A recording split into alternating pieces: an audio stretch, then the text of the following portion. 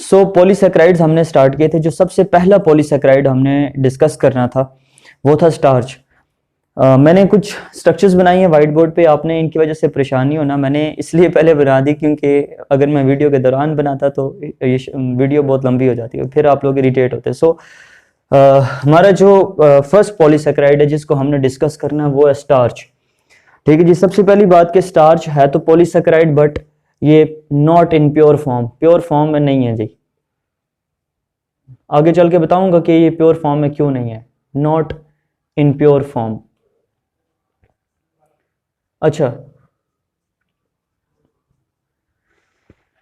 Starch के सबसे पहले सोर्सेज की अगर हम बात करें तो स्टार्च वीट में पाया जाता है, major source of commercial carbohydrates wheat. उसके बाद मेज में पाया जाता है, उसके बाद राइस में पाया जाता है, उसके बाद पोटैटोस में पाया जाता है और बार्ली में पाया जाता है। ये कुछ इसके डिफरेंट सोर्सेज हैं स्टार्च के, ये इसके सोर्सेज हैं। अच्छा, अब मैंने कहा जी कि ये प्योर फॉर्म में नहीं है, तो प्योर फॉर्म में क्यों नहीं है, ये इम्प्योर फॉर्म में पाया जाता है। तो किस फॉर्म में पाया जाता है? ये दो फॉर्म्स हैं जी इसकी, एक को बोलते हैं एमाइलोज,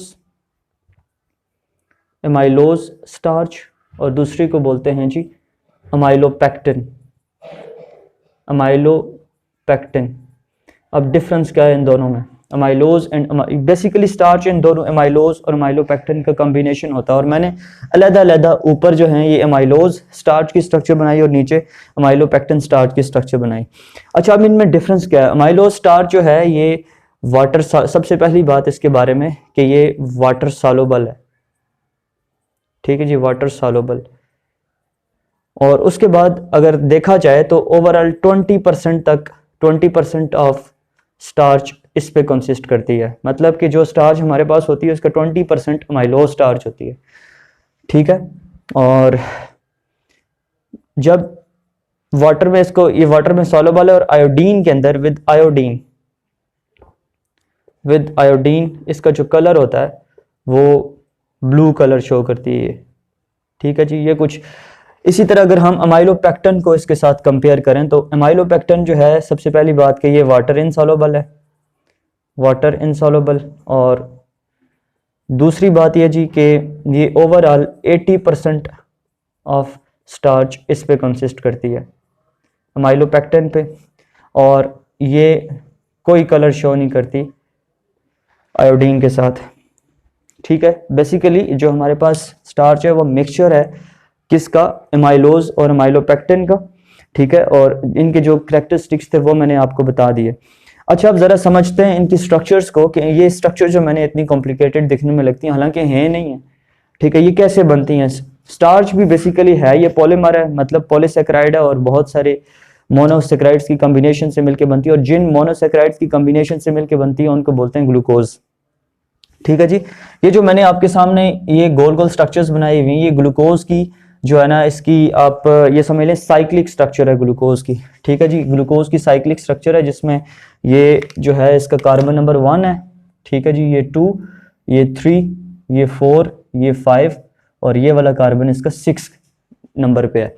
ठीक है, जो अमाइलो स्टार्च हमारे पास बनती है, ये अमाइलो स्टार्च कैसे बनती है? अमाइलो स्टार्च अल्फा लिंकेज की वजह से, जब ग्लूकोज मॉलिक्यूल्स, एक ग्लूकोज मॉलिक्यूल का कार्बन नंबर 1, ठीक है, और दूसरे ग्लूकोज मॉलिक्यूल का कार्बन नंबर 4 आपस में ग्लाइकोसिडिक लिंकेज बना दें।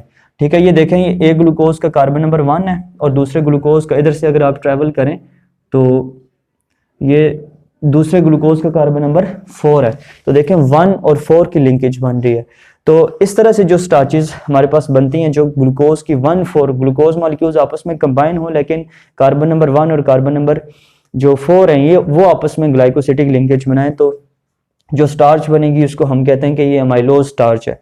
जबकि जो दूसरी तरफ हमारे पास अमाइलोपेक्टिन स्टार्च है, this is the structure of amylopectin.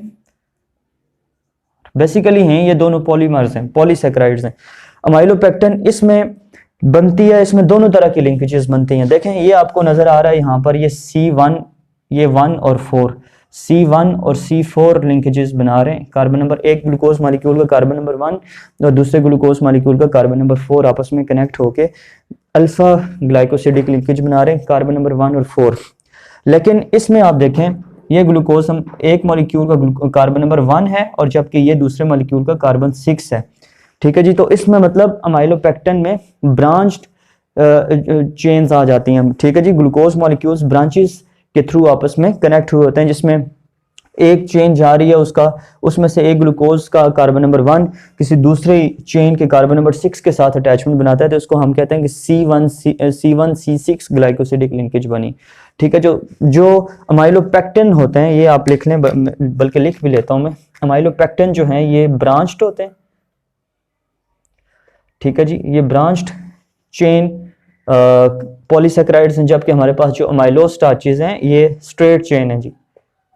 ठीक है, ये थी कुछ जनरल प्रॉपर्टीज। अब अमाइलोज और अमाइलोपेक्टिन की बाकी आपने ये हाइड्रोजन और हाइड्रोक्सिल ग्रुप्स ये पूरे करने ग्लूकोज की साइक्लिक स्ट्रक्चर पे, इससे प्रीवियस वीडियोस में हम बात कर चुके हैं। ये आइडिया आपको सारा क्लियर होगा। मैंने जस्ट इसमें स्ट्रेट चेन और उसके बाद ब्रांच चेन का कॉन्सेप्ट आपको क्लियर करना था। अच्छा, अब इसके यूजेस की अगर हम बात करें कि स्टार्च हमें क्या क्या फायदे क्या क्या देती है, तो स्टार्च सोर्स ऑफ ग्लूकोज है। ठीक है जी, और सोर्स ऑफ ग्लूकोज है जी, इसको तोड़ें तो ग्लूकोज मॉलिक्यूल्स हमें मिलते हैं।